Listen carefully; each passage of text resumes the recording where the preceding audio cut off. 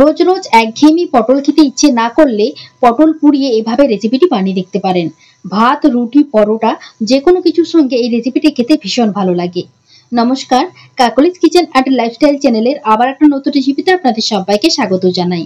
রেসিপিটি বানানোর জন্য আমি এখানে 6টা পটল ও 2টো টমেটো নিয়েছি, আর গ্যাসের মধ্যে একটা জাল বসিয়ে দিয়েছি। এর মধ্যে পটল ও টমেটোগুলোকে ভালো করে পুড়িয়ে নিতে হবে। পটল ও টমেটো ভালোভাবে পোড়ানো হয়ে গেলে এগুলোকে নামিয়ে নিতে হবে আর একটু ঠান্ডা করে নিতে হবে। সবকিছু ভালোভাবে ঠান্ডা হয়ে গেলে, মানে পটল ও টমেটোগুলো ভালো করে ঠান্ডা হয়ে গেলে পটলের মধ্যে যে পোড়া ছালটা আছে সেগুলোকে বাদ দিয়ে দিতে হবে। সঙ্গে টমেটোর মধ্যেও যে পোড়া ছালটা আছে বাদ দিয়ে ভালো করে পরিষ্কার করে নিতে হবে। দেখুন, আমি পটল ও টমেটো এই দুটোই ভালো করে ছাল ছাড়িয়ে পরিষ্কার করে নিয়েছি। এবার এই দুটোই হাত দিয়ে ভালো করে মাখিয়ে নিতে হবে। হাত দিয়ে মাখিয়ে নিলে পটলের এই রেসিপিটি খাওয়ার সময় যখন পটলের বীজটা মুখে পড়বে তখন রেসিপিটি খেতে ভীষণ ভালো লাগবে। এদিকে কড়াইয়ের মধ্যে আমি কিছুটা পরিমাণ তেল দিয়েছি, আর এর মধ্যে দিয়ে দিচ্ছি নুন হলুদ মাখিয়ে রাখা চিংড়ি মাছ। আমি 10টার মতো চিংড়ি মাছ দিয়েছি। চিংড়ি মাছগুলোকে হালকা ভেজে নিয়ে একটু কুচো কুচো করে নিতে হবে আর কড়াই থেকে তুলে নিতে হবে।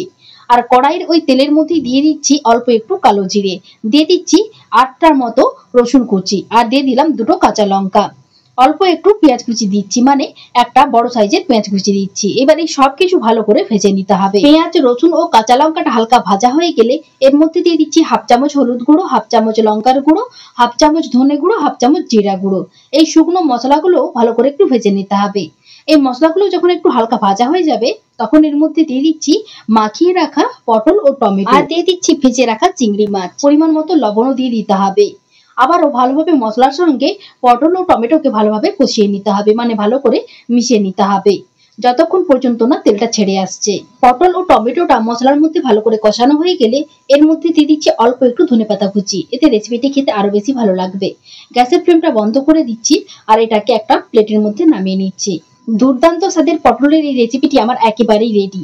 ভাত, রুটি, পরোটা যে কোনো কিছুর সঙ্গে এই রেসিপিটি খেতে ভীষণ ভালো লাগে। আজকের মতো ভিডিওটি আমি এখানেই শেষ করছি। ভিডিওটি ভালো লাগলে চ্যানেলটিকে সাবস্ক্রাইব করে আমার পাশে থাকার অনুরোধ রইল, আর ফেসবুক থেকে দেখলে পেজটিকে ফলো করে নেওয়ার অনুরোধ রইল। বাড়িতে বানিয়ে থাকলে রেসিপিটি কেমন লাগলো কমেন্ট করে জানাতে একেবারেই ভুলবেন না। সবাই ভালো থাকবেন, সুস্থ থাকবেন। সবার সঙ্গে দেখা হচ্ছে আবারও অন্য কোনো নতুন রেসিপি নিয়ে।